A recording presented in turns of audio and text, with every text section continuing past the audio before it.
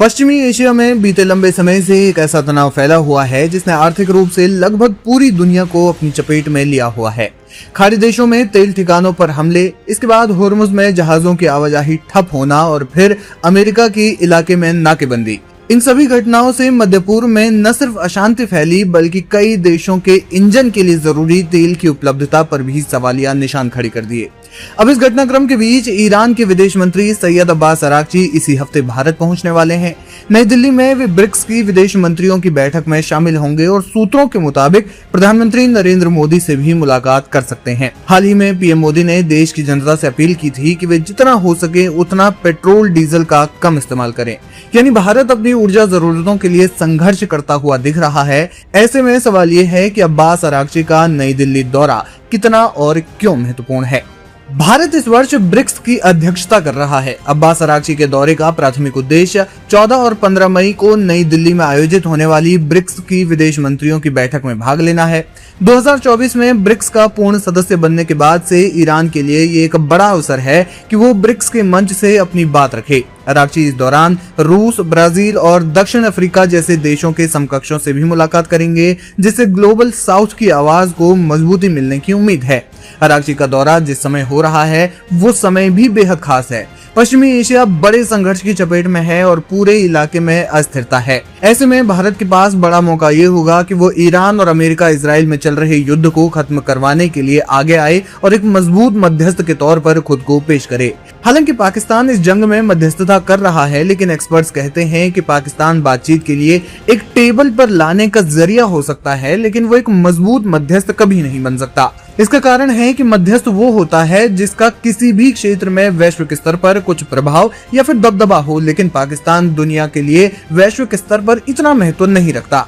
Iran युद्ध की वजह से जिन देशों के सबसे ज्यादा आर्थिक हित प्रभावित हुए हैं उनमें भारत भी एक है। जानकार मानते हैं कि ईरान भारत का रणनीतिक महत्व जानता है। हाल ही में यूएई पर हमले हुए जिसकी भारत ने आलोचना की।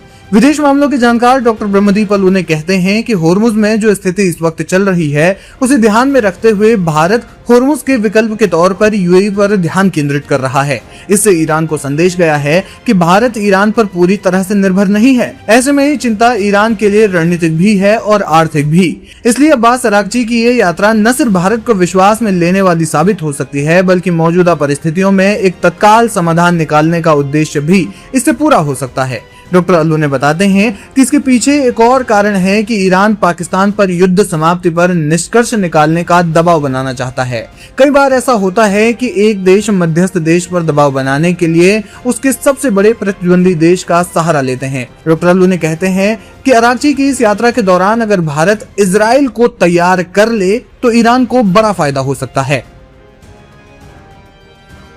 देखिए, इस यात्रा में जो सबसे महत्वपूर्ण जो हो सकता है वो हो सकता है इजराइल और संयुक्त अरब अमीरात जो है उनका रुख ईरान को लेकर, जो अरागची भारत से चाहते हैं। यदि भारत मध्यस्थता का रोल करके इजराइल को तैयार करता है कि आने वाले समय में कुछ दिनों के लिए युद्ध विराम करे और संयुक्त अरब अमीरात को तैयार करता है कि आने वाले समय में ईरान का भरोसा हो जाए कि अब वो संयुक्त अरब अमीरात पर हमला नहीं करेगा। यदि ये दोनों देश जो हैं ये शांत हो जाते हैं तो फिर ट्रंप को साधने में जो है वो सहूलियत हो सकती है। लेकिन अरागची जो है वो पूरा ईरान का प्रतिनिधित्व नहीं कर रहे हैं। उनको रिवोल्यूशनरी गार्ड जो है उनका समर्थन जरूर प्राप्त है, लेकिन पेजेशकियान जो है वो पूरा अरागची पर विश्वास नहीं कर पा रहे। तो इसका निष्कर्ष युद्ध विराम हो सकता है और संयुक्त अरब अमीरात और इजराइल का विश्वास जीतना हो सकता है। ईरान युद्ध के कारण ऊर्जा क्षेत्र सबसे ज्यादा प्रभावित हुआ। ऐसे में अरागची की नई दिल्ली यात्रा से भारत को ऊर्जा क्षेत्र में क्या कोई फायदा हो सकता है?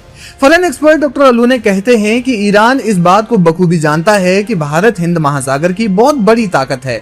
दूसरी ओर चीन भी जानता है कि हिंद महासागर में कई ऐसे स्थान हैं जिसका विकल्प नहीं हो सकता और वे रास्ते चीन के व्यापार के लिए महत्वपूर्ण है, जैसे स्ट्रेट ऑफ मलक्का।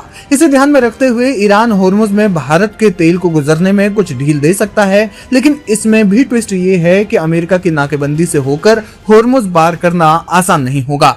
भारत के लिए वैश्विक ऊर्जा संकट से खुद को अछूता रखने के लिए ईरान से एक डील करने का ये एक बड़ा मौका हो सकता है। एक्सपर्ट्स मानते हैं कि इस समय भारत ही एक ऐसा देश है जिसके अमेरिका, इजराइल, यूएई और ईरान सभी देशों से बेहतर संबंध हैं। ऐसे में भारत के लिए एक मजबूत मध्यस्थ बनने का ये एक सुनहरा अवसर हो सकता है।